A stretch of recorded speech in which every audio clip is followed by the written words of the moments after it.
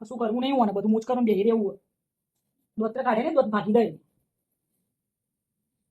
કશું નહીં યાર, મગજ એક તો ખરાબ હોય, મોણા સમજે નહીં. શું કર્યું? તો અથીના તો લેવા દો વિડીયો. એટલે ચાલુ મોરે ચાલુ ખબર પડે. આ હરકોલો ને લડ કરાવે. મસ્ત જમી લીધું આજે. ગોટા મને બહુ ભાવે એટલે આસામાસી આજે સ્પેશિયલ ગોટાનો પ્રોગ્રામ કર્યો હતો. અવાજમાં તો એનર્જી જ નહીં. મોણા શું રોબર્ટ તો હોય ને કે ફૂલ ચાર્જિંગ કરે હું ફૂલ થઈ જાઉં. અપડાઉન તો થાય ને.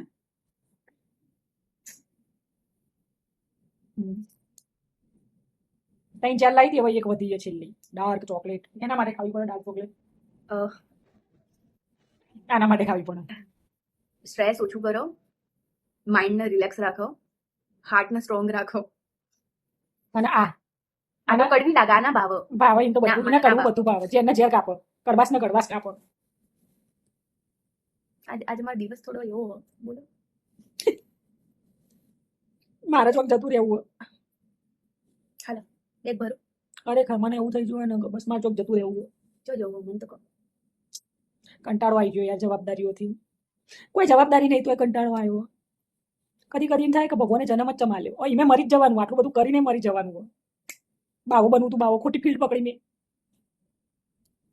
બોલ જલ્દી, ટાઈમ પતી જાવ. તમે તો બાહુ બનીને પણ તેવા જેની માર્કેટિંગ કરો.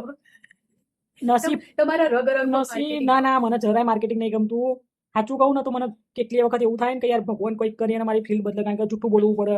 ઘણી વખત આપણે જે ના કામ કરવું હોય ને, મતલબ મન ના પાડતું હોય, આત્મા ના પાડતી હોય તો એ વસ્તુ કરવી પડે ને.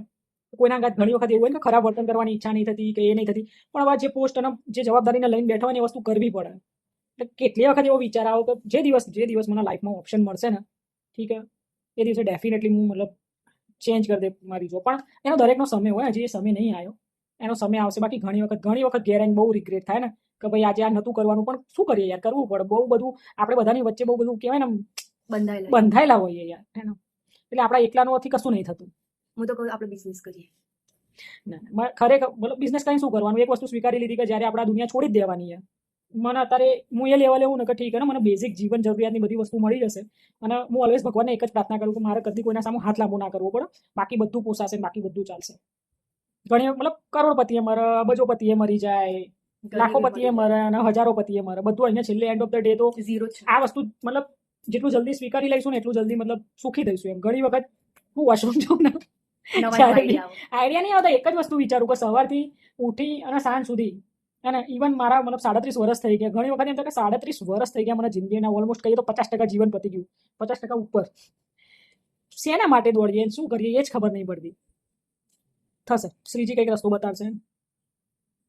આ તો બહુ ઇમોશનલ હશે. હું બહુ બધું મનમાં એના ભર્યું હોય ને, પણ મતલબ બહુ પોઝિટિવ સાઉન્ડ કરે ખુદના. ને હું પણ પૂછું ને તો મને કે ચાલતું રે વળી, એને પણ એના અંદર બહુ બધું ભરેલું હોય. કશું છે જ નહીં ને આપણું. મતલબ આ હું એક બુક વાંચું છું અને ઘણી વખત મતલબ રીડિંગ કરવું ગમે અને પોતાની જાત સાથે હું વધારે વાત કરું. વધારે એટલે હમણાંથી તો સ્ટાર્ટ કરી, પહેલાં બી કરું.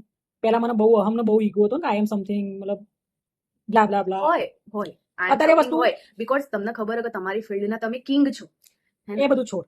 અત્યારે એક વસ્તુ એક્સેપ્ટ કરી લીધી કે લોકોની નજરમાં આપણે કહેવાય ને એના માટે જીવવાનું, અને આપણે આપણી લાઈફમાં ખુશ છે ને એના માટે જીવવાનું. કારણ કે દરેક વ્યક્તિ એક પોઝિશન ઉપર આખી લાઈફ માટે નહીં રહી શકતો, ને એને એ વસ્તુ એક્સેપ્ટ કરવી પડશે. અને એ વસ્તુ આપણે એક્સેપ્ટ નહીં કરીએ તો આપણે દુઃખી થઈશું, કોઈ બીજું દુઃખી નહીં થાય. અને એ વસ્તુ મેં હવે સ્વીકારી લીધી. 80% તો એક્સેપ્ટ કરી લીધી ને, 20% હજી છે મારામાં. 20% બી બહુ જલ્દી થઈ જશે. બહુ જ્ઞાન આલી દીધું. ઠીક છે યાર, હવે મારે થોડું કામ બાકી છે. એ ટીવી જોશે, હું કામ પતાવીશ ને. એક વસ્તુ મેં નોટિસ કરી, અમે જ્યારે બહુ ઝઘડા કરતા હતા ત્યારે બહુ વ્યૂઝ, ફોલોવર્સ, કમેન્ટ્સ બધું આવતું હતું. જ્યારે અમે અત્યારે સુખ શાંતિના વિડીયો બનાવીએ ને તો ઓછી લાઈક આવે, ઓછા કમેન્ટ આવે, ઓછા ફોલોવર આવે. એટલે લોકોને ઝઘડા પસંદ છે. કોઈ શાંતિથી જીવન કોઈ ગમતું નહીં. હું નહીં ઝઘડા કરવા માંગતી, લાઈફ બહુ સ્ટ્રેસફુલ હો. નાટક પણ નહીં કરવા માંગતી, ખબર, ખોટી એક્ટિંગ પણ કરવાની માંગ. ઝઘડાના નામ ના બાપા, હે ને, મતલબ બહુ અસર પડી એની માઇન્ડ. એ 4-5 વ્યૂઝ માટે તો ડેફિનેટલી હું અમે ના અમે ક્યારે બી એવો ઝઘડો નહીં કર્યો, પણ વચ્ચે એક બે વખત મારી તબિયત બહુ ખરાબ થઈને એને વસ્તુ રિયલાઇઝ થઈ કે ભાઈ મારું મતલબ ઝઘડવાથી અને વારે ઘડીએ આવું વર્તન કરવાથી આ માણસના હેલ્થ ઉપર ઇફેક્ટ આવી રહી છે. તો એને એનામાં બહુ ચેન્જીસ લાવ્યો. એક બે વખત મારા આંખો નમ થઈ ગઈ અને મેં આંખો નમ કરીને જ કીધું હતું કે યાર પ્લીઝ ઘરમાં કળેશ ના કર. હું એ કોને કહું યાર, અમે બે એકલા રહીએ અને મને બોલવા બહુ જોઈએ. અને પછી સોનું ઓબ્વિયસલી એની મને કંટાળી જાય એટલે ચૂપ થઈ જાય, અને હું કંટાળી જાઉં ને એટલે હું બહુ બોલું. અને પેલું કહેવાય ને, આમ પેલું હામી થઈ જઈએ. પછી એને શાંતિ ગમે ને મને એમ કે મારા જોડે કોઈક તો વાત કરે, મારા જોડે કોઈક તો વાત કરે. એના કારણે મેં બોલો મગજ એટલું ફરેલું હતું ને તો મેં મારા ઘરે પણ ઝઘડો કરી લીધો. મારી મમ્મીને બોલી, મારા ભાઈને બોલી, બિચારા ખોટા. સિચ્યુએશન એને સમજાવ્યું હતું ને, સિચ્યુએશન ઠીક. અમુક ટાઈમે કેવું વિચારેલું નહીં હોતું ને એવું થઈ જાય. અમારા ગ્રુપમાં જ હમણાં પ્રીવિયસ ભાઈ એવું એક થઈ ગયું અમારું, મતલબ જોડે જ ભાઈ જોબ કરતો હતો અને એની વાઈફ સડનલી એક્સપાયર થઈ ગઈ. અને એ વસ્તુ મતલબ એટલી લાગી ને. અને ઘણા બધા લાઈફમાં એવા યાર, જિંદગીનું કઈ સેકન્ડ છેલ્લી એ ખબર નહીં, તો ભાઈ બધાના જોડે સારું વર્તન કરો. જે વ્યક્તિ તમને ના ગમતું હોય, જેના જોડે તમને અનુકૂળ ના આવતું હોય ને, એને પોતાની લાઈફમાં ડિલીટ મારી દો. એની નિંદા નહીં કરવાની, એના વિશે વાતે નહીં કરવાની, એના વિશે વિચારવાનું બી. એવું વિચારવાનું કે એક્ઝિસ્ટ જ નહીં આપણે એને કદી કરતું. મળ્યા જ નતા ને યાર. અને જે આપણને રાખે એને રાખવાનું, જે ના રાખતું એને ઠીક, અને એને સાઈડમાં કરો. બેતાય. ભાઈ એને વિચારી લોડ લઈ અને ટેન્શન લઈને ફરો, એનો કોઈ મતલબ નહીં. આજના માટે આટલું જ્ઞાન ઇનફ પુરુષજી મહાદેવજી.